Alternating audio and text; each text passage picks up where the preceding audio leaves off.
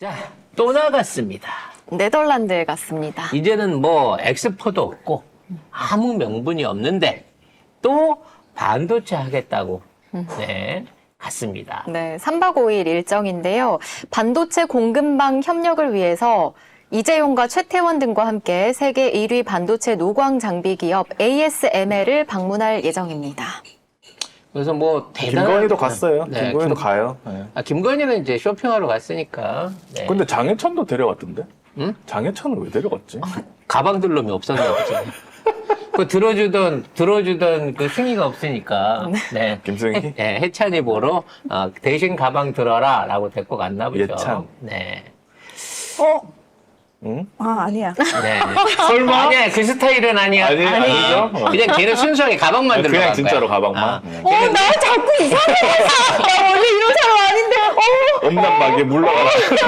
뭔 생각하는지 잘 알겠는데 어디도 가려 그러기 때문에 예찬이 가방 들러 간 거예요. 그래서 뭐 ASML을 가든지 말든지 별 관심이 없습니다. 왜냐면 대단한 걸 하러 간 것처럼 그 구름을 띄우고 있지만 사실 ASMR 입장에서는 어떤 방식으로 지금 안에 그 공정들 보여줄지 아마 그 사진이 아마 제일 기대가 돼요. 우리는 바이든 왔을 때 어떻게 했죠? 공장을 6개월 닫을 생각을 하고 아예 공장을 클린룸을 개방을 해버렸어요. 그러니까 심지어 방진복도 안 입히고 거기다가 레드카펫을 깔아가지고 바이든 구경을 시켰습니다. 그렇게 하면 딱 6개월 동안 청소를 해야 됩니다. 그래서 그 라인이 정상적으로 생산 라인으로 돌아오는데 원래 반도체 사이클이 3개월이에요. 원재료가 취입되면 이게 나오는 데까지 3개월이 걸립니다. 그 라인 3개월을 세워놓고 그걸 재정비하는 시기니까 6개월을 세울 마음으로 그 생산 라인을 오픈해서 보여줬거든요. 과연 윤석열은 거기 가서 어떻게 견학을 하고 올지. 그러니까 막 이것저것 다 뒤집어 씌워가지고 외계인 우주복 입히듯이 그렇게 해갖고 들어가면 뭐 사실 대접받은 것도 아니거든요. 근데 아무튼 그 사진을 하나 찍기 위해서 여기에 간다고 합니다. 근데 반도체를 하러 간다는데 건의도 데리고 갔어요. 아, 장해찬이 그 네덜란드에서 재즈 드럼을 전공을 했어.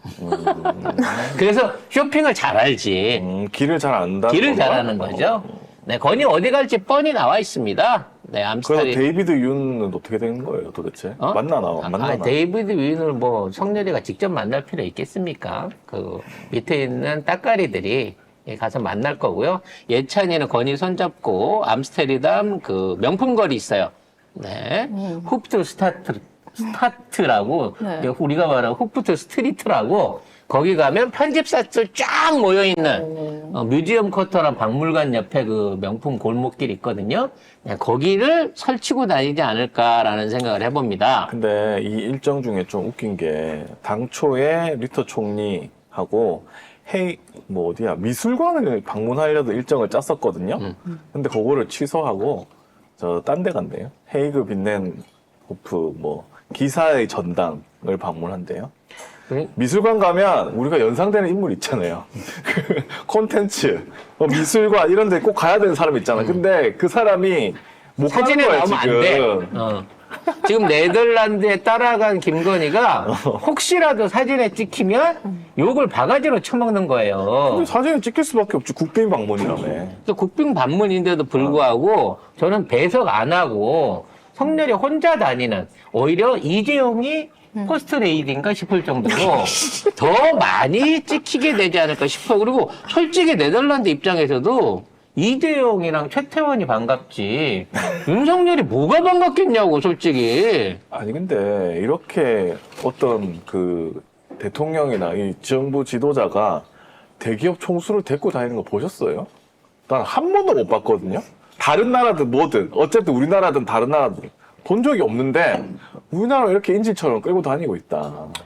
신기하다. 그래가지고 뭐 대단한 MOU를 맺어올 것처럼 얘기를 하고 있습니다만 이미 ASML이 우리나라의 올해 신규 투자, 아니 내년이겠죠. 내년에 신규 투자 규모를 확정을 해놓고 있습니다. 이게 작년 11월 기사인데 머니투데이입니다.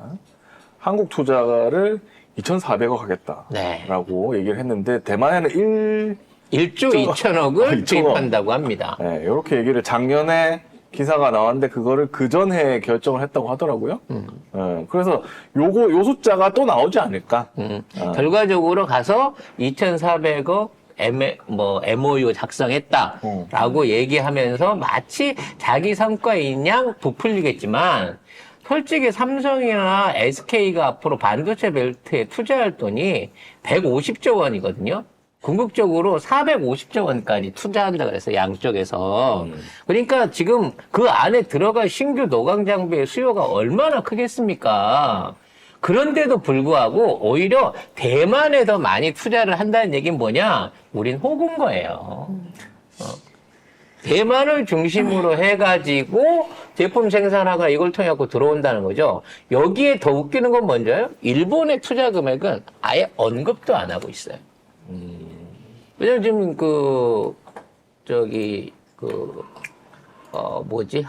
갑자기 일본 지명이라 생각이 안 나는데, 지금 일본의 서쪽 해안 쪽에다가, 지금 반도체 벨트 짓고 있잖아요. 소니가 돈 대고 일본 정부가 돼가지고 지금 한국 따라잡겠다고 해갖고 어마어마한 수준의 반도체 벨트를 짓고 있단 말이야. 구마모토 지역에다가. 근데 이 지역이 지금 계속 해갖고 해일에 지진에 화산에 이래가지고 거의 공장 준공이 원래는 올해 내년에 막 이렇게 얘기되고 있다가 뒤로 쫙 밀려버렸거든요. 심지어 거기에서 2.5나노 반도체 생산한다. 미국이랑 같이 미국 기술로 합작해갖고 생산한다라고 얘기를 했습니다만 실제 구마모토 공장에서 그 정도 수준의 반도체 생산하기는 어렵다라는 일종의 포기 선언이 올라와 있어요. 그렇기 때문에 지금 있는 입장에서 일본은 한국이 ASML이랑 잘 되는 꼴을 못 봅니다. 그래서 대려 TSMC하고 같이 지금 ASML을 저쪽으로 끌어들이려고 하고 있는 입장인 거거든요. 근데 삼성이랑 SK의 입장은요, 달라요. 이게 무슨 얘기냐면, 삼성은 지금 더 이상 노광 장비에 의존하지 않는 최첨단 반도체 생산 기술을 연구하고 있습니다. 이게 무슨 의미냐면, 이거는 약간 공학적인 부분이 있는 건데, 지금은 이제 노광 장비를 통해서 계속 세밀하게 새기는 작업으로 들어가잖아요. 근데 이게 한계에 온 거야. 이게 이제 3나노, 2.5나노 이 수준에 오면 공학적으로 접근할 수 있는 미세 회로 제작에 한계에 부딪힌다는 거예요. 왜냐면, 쉽게 말해서 우리가 생각하고 있는 전자가 지나갈 수 있는, 어떤 전자의 크기의 한계가 1나노입니다, 1나노. 그러니까 1나노의 전자가 흐를 수 있는 길을 만들기 위해서는 최소한 1나노에 근접한, 그러니까 1나노보다 작으면 통과가 안 되니까, 1.25나노 이 정도가 공학적으로 생산할 수 있는 한계가 되는 거기 때문에, 이제 더 이상 세밀하게 줄인다는 기술은 노광 장비로 확보 불가능해요. 3나노 미만으로 오면은. 그래서 삼성은 뭘 하냐면, 프린팅 방식이나 적층 방식을 역으로 연구를 하고 있습니다. 그러니까 더 이상 파는 건 안 되고, 쉽게 말해서 쌓는 거야. 반도체 소재 자체를 아예 쌓아서 3D 프린팅 같은 형태로 만들어 올리려는 기술을 열심히 하고 있거든요.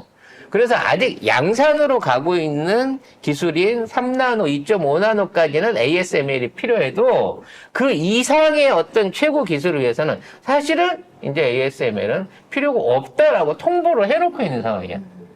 그래서 지금 3나노가 일종의 이제 TSMC하고 우리하고의 경쟁인데 수율면에서 이미 우리가 TSMC를 이기고 있다는 게 증명돼 있는 상태예요. 그리고 이미 삼성은 그 이하 단계 1.25나노 반도체 생산에 어느 정도 성공을 해놓고 있다라고 하는 업계 풍문이 있습니다. 근데 그걸 노광 장비를 이용하지 않는 거예요. 그러니까 지금 ASMR에 이렇게 ML에 이렇게 목을 메고 이렇게 갖다 들이댈 필요가 없어. 양산 체제 하에서는 이게 필요한데 다음 단계에서는 노광 장비 기술이 사실상 필요가 없다는 거죠. 그리고 더욱 중요한 거, 우리가 자체적으로 삼성이 노광 장비 내지는 차세대 회로 장비를 생산을 하겠다라고 선언을 해놓고 있는 상황이에요. 우리나라 지금 기술 수준이.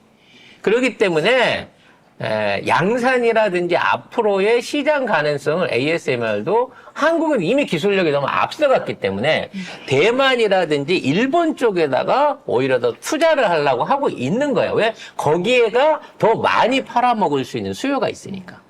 그래서 결국은 대만하고 중국이 ASMR에 볼 수 있는 차세대 시장인 거고, 삼성은 이미 그 정도의 수요를 이미 MSA라고 거래를 끝내가고 있는 단계인데, 거기 가서 대접을 받겠다고 하니까 어떤 의미겠어? 이제 헤어지는 단계야.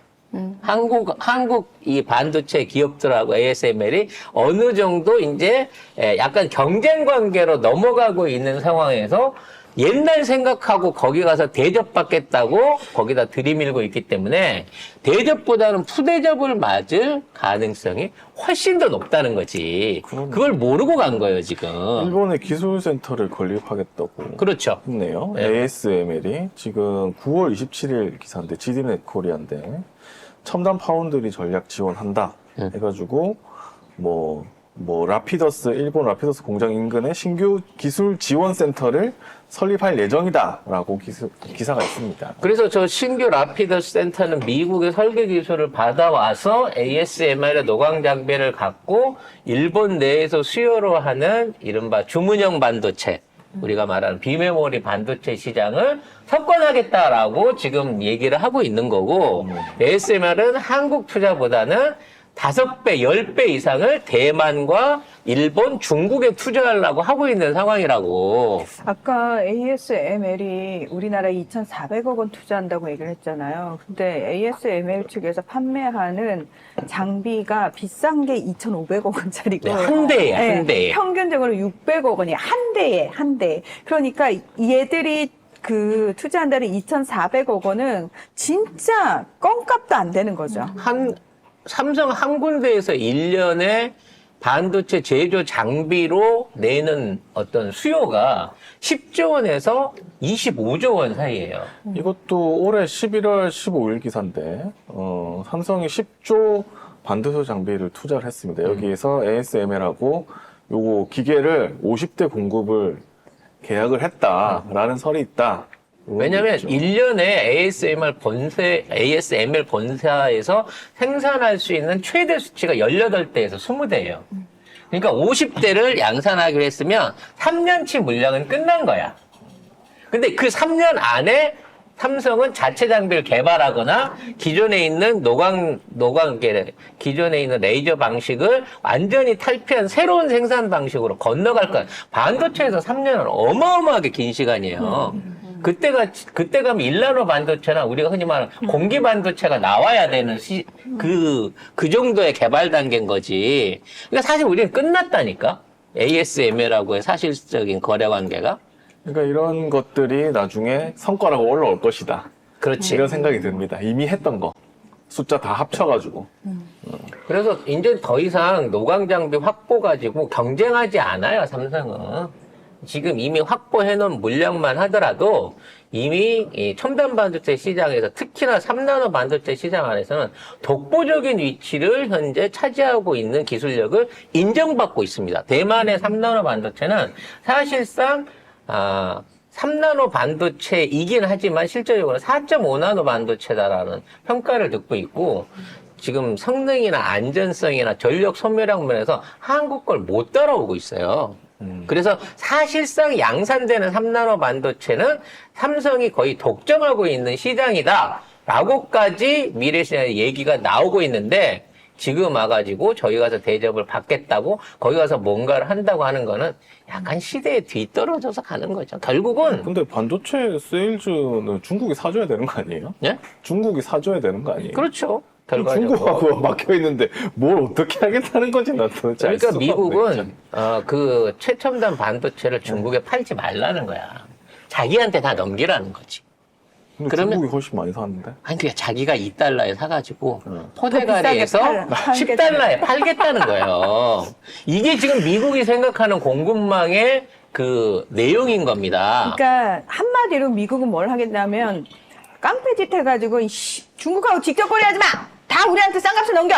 그리고 내가 다 확보했으니 내가 가격을 내 맘대로 내 맘대로 들어가야 해가지고 야 이거 필요한 사람 너 얼마에 줄게 이런 식으로 그 모든 걸 다 자기가 중간에서 그러니까 굳이 낄 필요가 없는데 유통 도메인하고 비슷한 거죠. 그렇지. 쓸데없이 껴가지고 가격만 부풀리는. 가락시장 같은 거예요. 일단 지들이 다 받아서 경매를 치기 그렇죠. 때문에 지들하고 중간업자하고 따고 가격을 해버리면 생산 농가나 소비자는 800원에 산 배추, 300원에 산 배추 이런 것들을 결국 중간에서 지들이 다 먹고 2,500원, 3,000원에 소비자가 갖고 가는 과정에 모든 마진을 중도메인들이 다 차지하잖아요.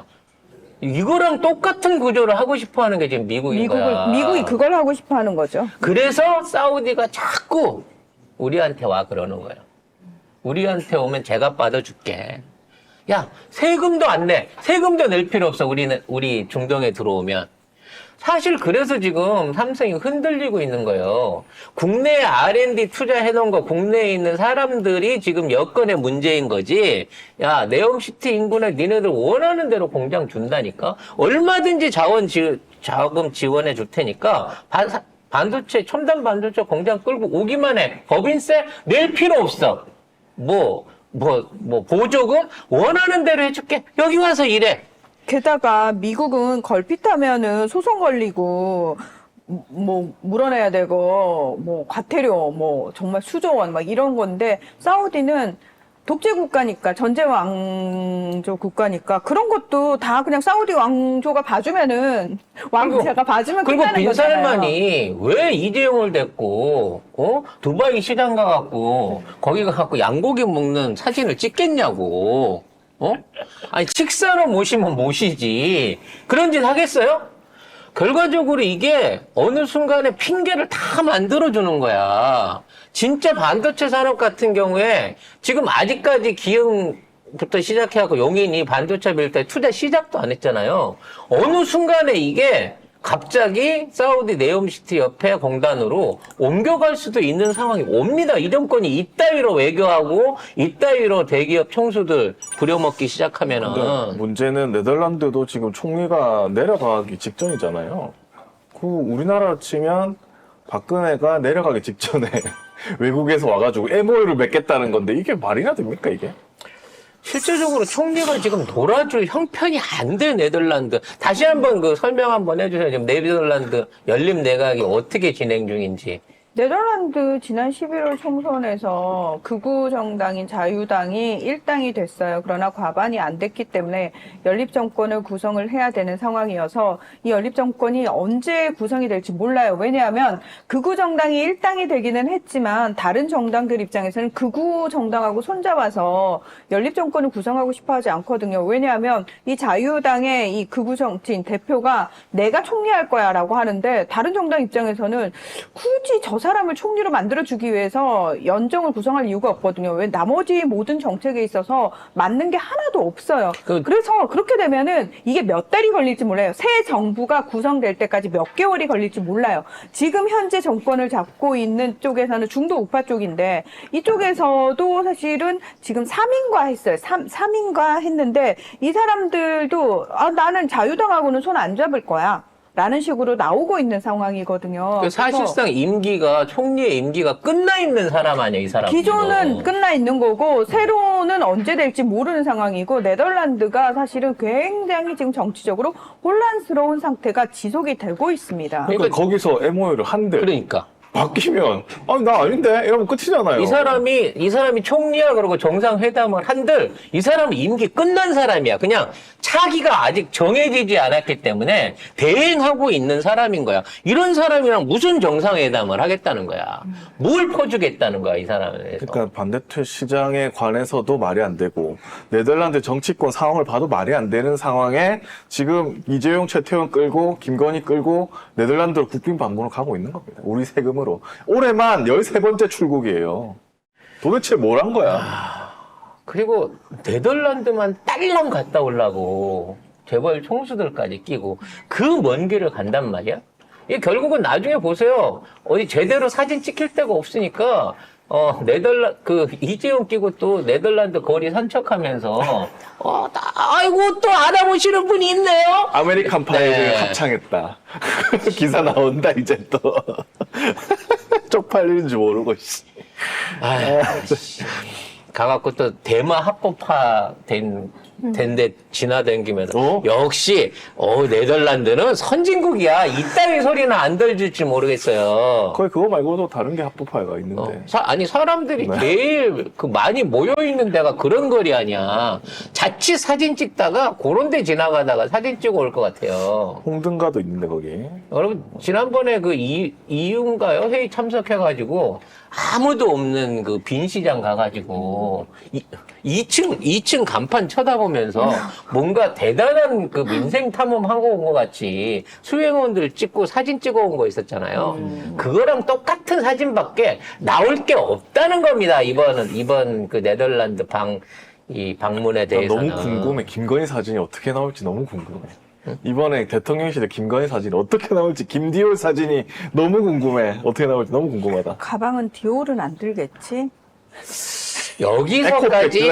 여기서까지 디올을 들었다라고 하면 이 한번 정도 해보자. 되면 디올에서 홍보대사 자리 하나는 줘야죠. 아니죠. 각 브랜드는 자신들의 브랜드에 먹칠을 한 사람들 블랙리스트에 올리거든요. 못 팔게 해야지. 네, 그런 걸로 올릴지도 몰라요. 아무튼 여기 가면 제일 좋아하는 반크리프엔 뭔가가 없습니다. 네, 제일 좋아하는 매장이잖아요. 네, 아마 그 매장이 없어서 좀 서운하긴 하겠지만 나머지 에르메스, 디올 관련된 뭐 샤넬 이런 것들은 엄청 많아요. 이게 그 유럽에서 제일 편집샵이 잘 돼 있는 데가 요 암스테르담 그쪽이거든요. 네, 즐거운 쇼핑 되시기 바라겠습니다. 어? 누구한테요? 누구한테? 우리 대통령한테 마지막이니까 네.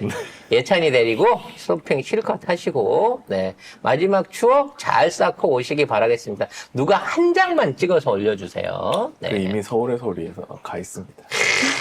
잠복해 가 계시구만. 있습니다. 예. 네. 정말 서울의 소리 그 출근길 후원 많이 찍었던- 해드려야 됩니다. 출근길 찍었던 그분이 가 계십니다. 그렇지 출근을 네덜란드로 했으니까 따라가야지.